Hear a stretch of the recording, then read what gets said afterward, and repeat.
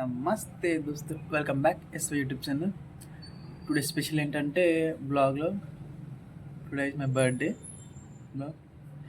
రోజు ఇంత గలీజ్గా అనుకుంటున్నారా? స్నానం చేసి బర్త్డే బట్టలు ఎలా ఉన్నాయో కామెంట్ బాక్స్లో కామెంట్ చేయండి, ఓకేనా? బాయ్.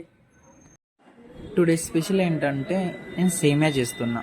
మనం ఒక్కడిదే కాబట్టి ఒక సేమియా చేసేసుకుంటే సరిపోతుంది. సేమియా ఎలా చేశాను, ఎలా ఉంది, చేసిన విధానం ఏంటని ప్రతిదీ చెప్తుంటా, మీరు కూడా చూసి ఓకేనా? మీరు కూడా మీ ఇంట్లో ట్రై చేసి ఎలా ఎలా వచ్చిందో కామెంట్ బాక్స్లో కామెంట్ చేయండి, ఓకేనా? నేను కొన్నిటివి మాట్లాడలేకపోయినా మీకు స్క్రీన్ పైన ఏంది ప్లే అవుతుంటే వర్డ్స్ అక్షరాలు చూస్తూ చేసేయండి, ఓకేనా? ఇక ఇప్పుడు సేమియా ఎలా చేశాను, ఎలా ఉంటుంది, మా సైడ్ సేమియా ఎలా చేస్తారు, నేను ఎలా చేస్తాను అని చెప్పేసి మీకు చూపిస్తుంటా, ఓకేనా?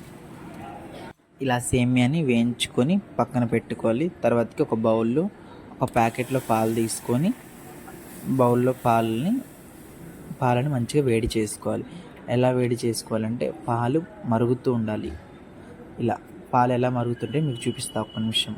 ఇలా మరుగుతుంటే చాలా అంటే చాలా బాగుంటుంది.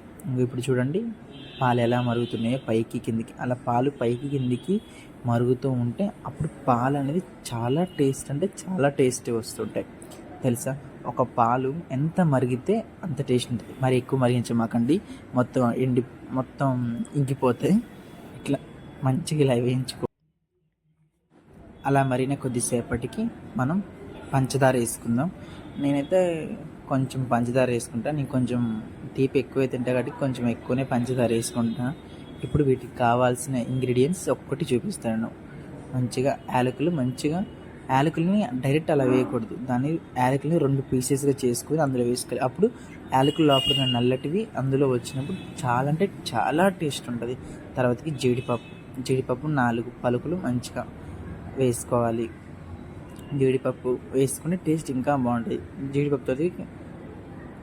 తర్వాతకి కొన్ని కిస్మిస్లు వేసుకోవాలి అందులోకి. చూసారా? ఇప్పుడు అందులో వేసుకున్న తర్వాత అవి ఎంత మంచిగా మరుగుతున్నాయో చూడండి. పైకి కిందికి వస్తుంటే నాకైతే నోరు ఊరుతుంది చేస్తుంటేనే.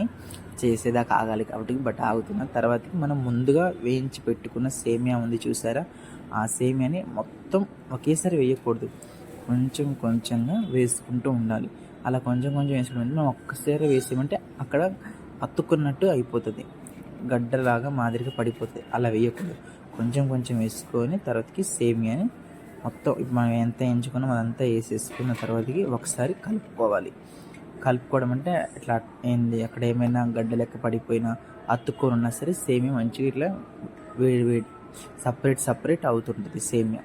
ఇప్పుడు చూసారా? మీకు వీడియోలో చూపిస్తాగండి సేమియా ఎలా వచ్చింది అండి, చూపిస్తూ ఉండండి.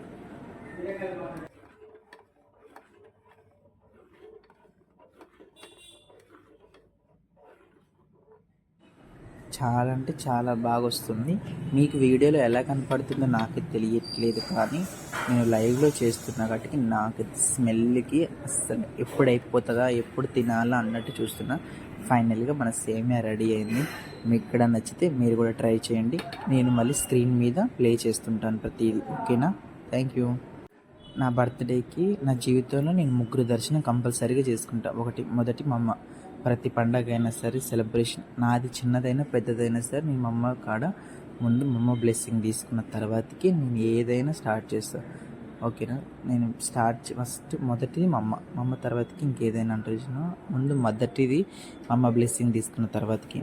అయితే నేను మొన్న బట్టలు తీసుకున్నా. ఆ బట్టలు కొత్త బట్టలు ముందు మా అమ్మగారి దగ్గర పెట్టి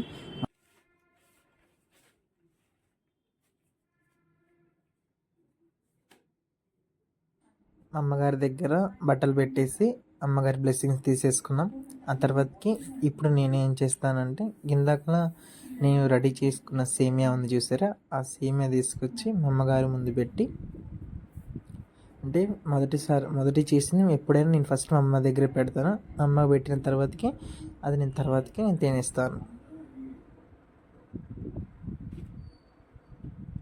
ఇప్పుడు రెండవ దర్శనం గుడి. అమ్మ తర్వాతకి గుడి కాడికి వస్తాను. ప్రతి బర్త్డేకి కంపల్సరీగా చేస్తాను. అంటే మా దగ్గరలో ఉన్న ఏ గుడికైనా కంపల్సరీగా వెళ్తాను. ఇప్పుడే కాదు ప్రతిసారి అంతే. నేను ఇప్పుడు గుడి దర్శనం చేసుకున్న తర్వాతకి నెక్స్ట్ మూడో ప్లేస్, ఆ ప్లేస్ కూడా మీకు చూపిస్తాను. గుడి కాడికి వచ్చేసాం. గుడి కాడ ఇప్పుడు పసుపు కుంకుమ ఉది బస్తలు ఇవన్నీ వేసేసి కొబ్బరికాయ కొట్టేసి దేవుడు బ్లెస్సింగ్ కూడా తీసేసుకొని ఇప్పుడు నెక్స్ట్ మూడో ప్లేస్ చూపిస్తాను. ఆ మూడో ప్లేస్కి వెళ్ళేసి కూడా అక్కడ అక్కడ ఎలా ఉంటుంది అది కూడా ఆ ప్లేస్ మొత్తం మీకు కూడా చూపిస్తా. ఓకేనా?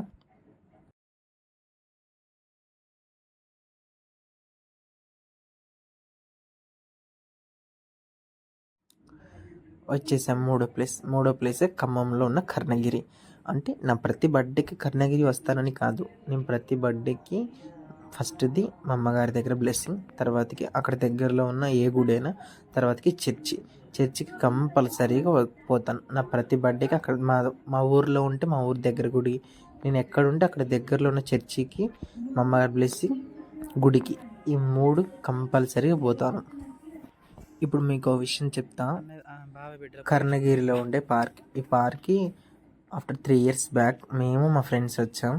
తర్వాతకి అంటే మధ్యలో నేను వచ్చిపోతూనే ఉంటాను. ఇప్పుడు వచ్చిపోతున్నప్పుడు వీడియో తీయలేదు.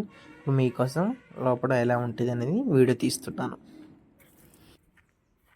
ఇప్పుడు మీకు విషయం చెప్తా. మా 7th స్టాండర్డ్లో మేము కోలాటం వేసేది. అప్పుడు పెద్ద కర్ణగిరి ఓపెన్ చేసేటప్పుడు మేము కోలాటం వేయడానికి వచ్చినాం.